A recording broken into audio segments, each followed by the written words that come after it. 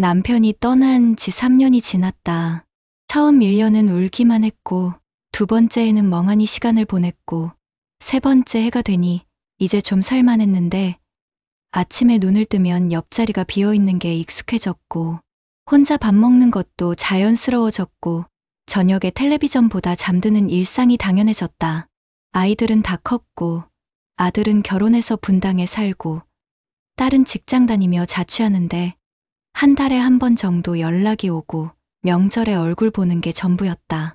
외롭다는 생각은 안 했는데, 아니 정확히는 외롭다는 걸 인정하기 싫었다고 해야 맞을 것 같다.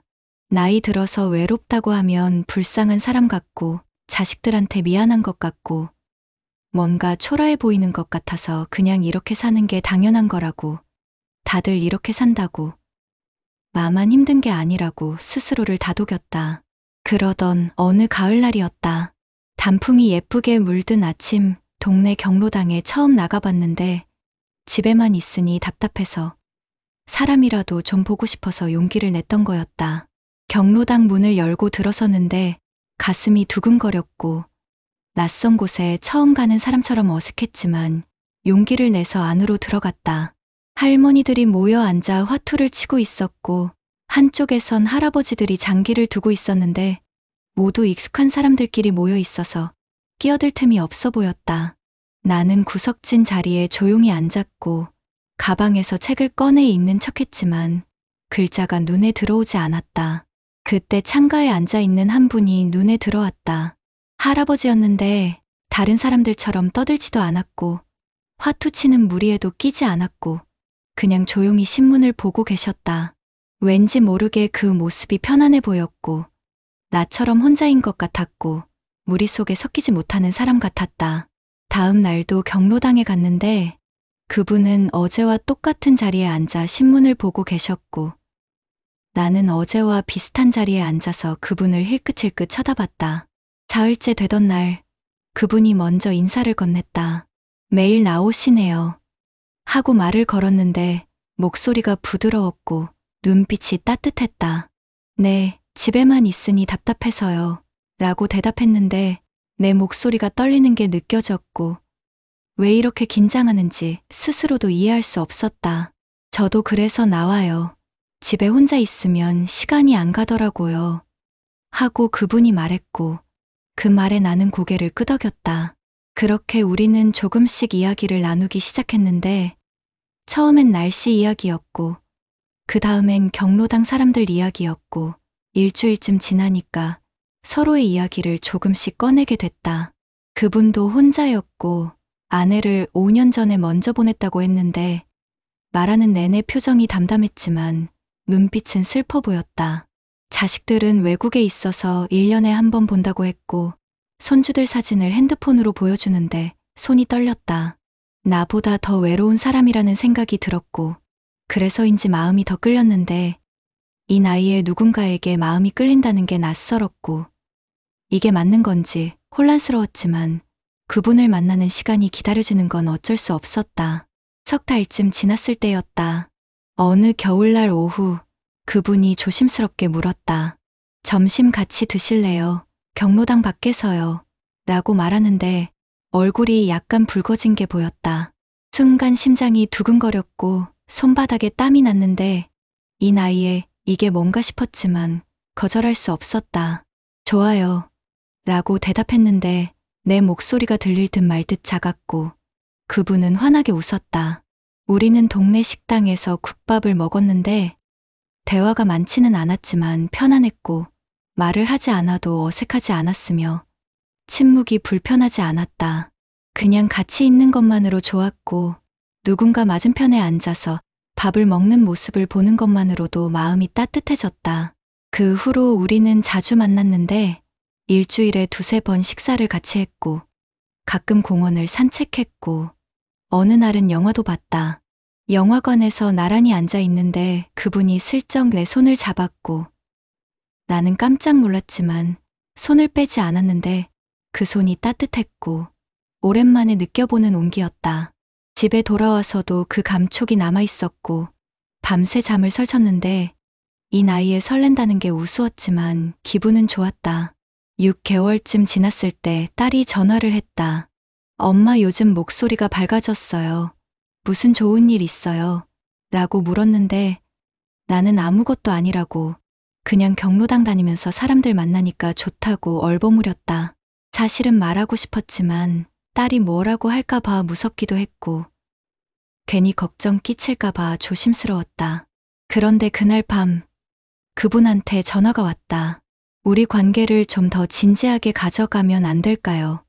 라고 조심스럽게 말했는데 목소리가 떨리는 게 느껴졌다. 무슨 말인지 알았지만 확인하고 싶어서 물었다. 무슨 말씀이세요? 라고.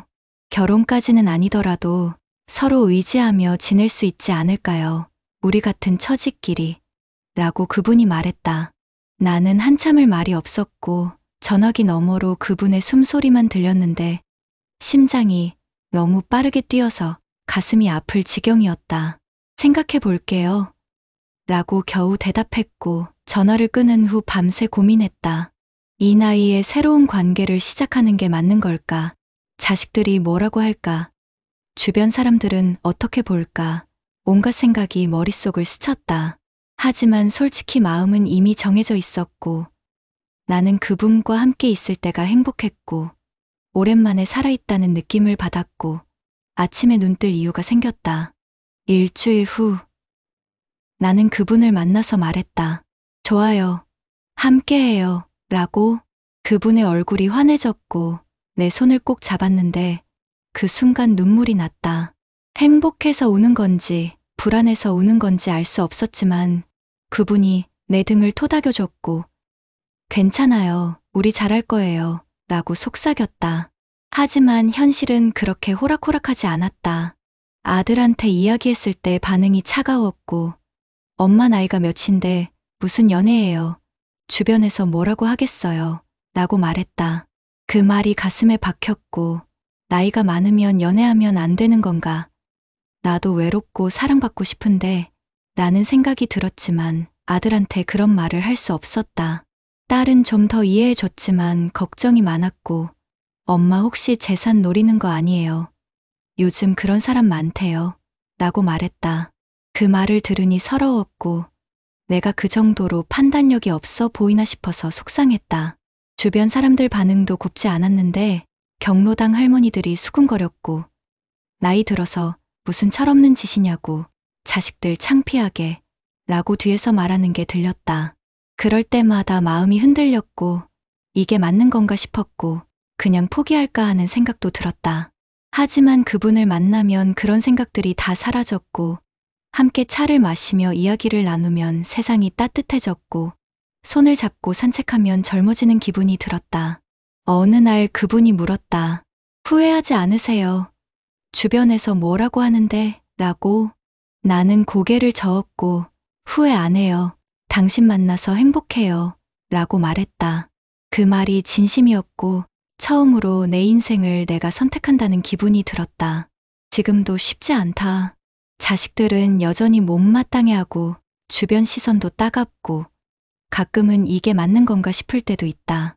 하지만 아침에 그분한테서 좋은 아침이라는 문자를 받으면 하루가 시작되고 함께 식사하며 웃을 때면 살아있다는 느낌이 들고 손을 잡고 걸을 때면 외롭지 않다. 노년에 연애하면 안 되나요? 나는 묻고 싶다. 나이가 들면 사랑받을 자격이 없나요? 외로움을 느끼면 안 되나요? 누군가와 함께하고 싶으면 이상한 건가요? 우리도 사람이고 감정이 있고 사랑하고 싶고 사랑받고 싶다. 나이는 숫자일 뿐이고 마음은 여전히 살아있고 설레는 감정도 여전히 있다. 자식들한테 짐이 되고 싶지 않아서 주변 시선이 부담스러워서 나이 들어서 철없다는 소리 들을까봐 많은 노인들이 외로움을 참고 산다. 하지만 참는다고 외로움이 사라지는 건 아니고 오히려 더 깊어질 뿐이다. 나는 선택했고 행복을 선택했고 나를 선택했다. 주변이 뭐라고 하든 자식들이 반대하든 내 인생은 내가 사는 거고 내 행복은 내가 결정하는 거다. 그래서 오늘도 그분을 만나러 간다. 손을 잡고 공원을 걷고 커피를 마시며 이야기를 나누고 함께 웃고 함께 시간을 보낸다. 이게 잘못된 건가요? 노년에 사랑하는 게 죄인가요? 나는 묻고 싶다.